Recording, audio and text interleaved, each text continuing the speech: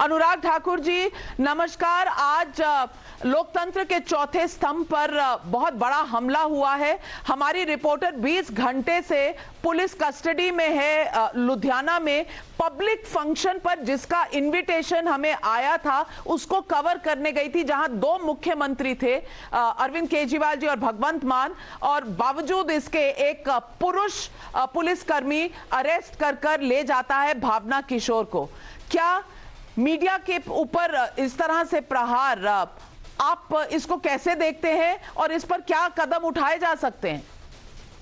देखिए, मैं पहले तो इसकी निंदा करता कि अगर इस स्तर तक राजनीति होगी और इतनी गिरावट आएगी और इतनी बौखलाहट आम आदमी पार्टी में देखने को मिल रही है। आप शीश महल बनाते हैं, करोड़ों रुपए अपने घर के रेनोवेशन पर खर्च करते हैं, आप साथ वाले प्लॉट खाली करा के अपना मकान बड़ा कर लेते हैं, सरकारी आवास।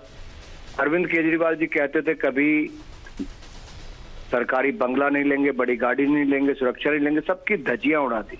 बड़ी गाड़ी ले ली, 2-2 राज्यों की सुरक्षा ले ली और अपने सरकारी आवास पर 45 करोड़ रुपया शीश महल बनाने के लिए खर्च किया। आप उसका जवाब तो नहीं दे पा रही आम आदमी पार्टी और उनके नेता, लेकिन इतनी ओछी हरकत तक उतर आए हैं कि पत्रकारों को पहले पीटना।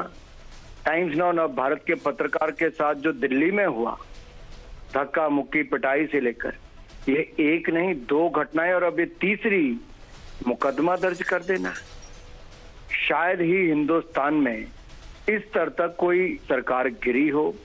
ये दुर्भाग्यपूर्ण है, लेकिन ये वही लोग हैं जो मीडिया के चलते बने थे, जो कभी कहते थे भ्रष्टाचार के खिलाफ आंदोलन खड़ा करेंगे। आज इनकी पूरी सरकार भ्रष्टाचार में डूबी हुई नजर आती है और किसी महिला पत्रकार के साथ इस तरह का व्यवहार, क्या ये आम आदमी पार्टी को शोभा देता है? ये अपने आप में प्रश्न चिन्ह खड़ा करता है इनकी सोच और महिलाओं के प्रति इनकी सोच का। अनुराग ठाकुर जी, ये तीसरी नहीं चौथी घटना है। पहले दिन राकेश पांडे को पीटा गया, दूसरे दिन हिमांशु दीक्षित को पीटा गया, तीसरे दिन कुंदन का माइक भी छीन लिया गया और उसको धक्का मुक्की की गई, और अब चौथा इंसिडेंट ये है। मैं पूछना चाहती हूं, ये लगातार 4 इंसिडेंट्स उसके बाद शुरू हुए हैं जब से टाइम्स नाउ नव भारत ने ऑपरेशन शीश महल ना सिर्फ बाहर और दस्तावेजों के साथ दिखाया कितना खर्चा हुआ, हमने अंदर की तस्वीरें और शानो शौकत और आलीशान मकान भी दिखाया। लेकिन मैं पूछना चाहती हूं कि आज इस देश में क्या पत्रकार महफूज है अपना काम करने के लिए? हमारा एक ही धर्म है, सच दिखाना और दर्शकों को दिखाना। हमारा किसी राजनीतिक दल से कोई लेना देना नहीं है। लेकिन अनुराग ठाकुर जी, आप मंत्री हैं, मैं आपसे पूछना चाहती हूं कि हमारे लिए इस वक्त क्या प्रोटेक्शन है? हम क्या कर सकते हैं अगर हर राज्य इसी तरह के केसेस हम पर थोपता रहे? क्या इस पर सोचने का वक्त आ गया है? कहाँ गए वो एडिटर गिल्ड वाले सारे पत्रकार? कहाँ गए वो जो सम्मान वापस करने वाली बातें करते थे?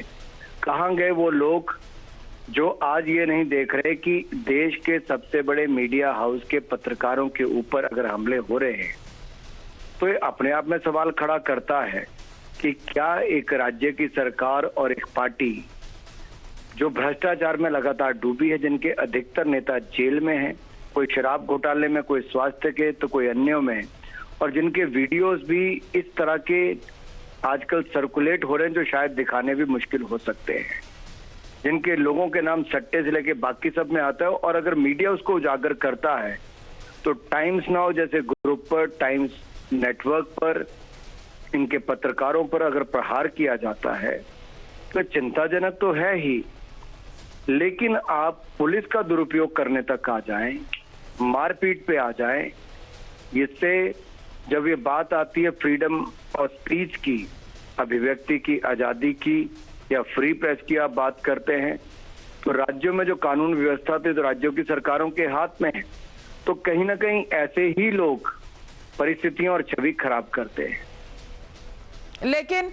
लेकिन हमारा इंतजार जारी है। हमें एफआईआर की एक कॉपी भी नहीं दी गई। लेकिन अनुराग ठाकुर जी, हमारी सब पत्रकारों की आपसे दरखास्त रहेगी कि इस मुद्दे पर सिर्फ निंदा से शायद अब काम नहीं चलेगा। पानी सर के ऊपर हो गया है।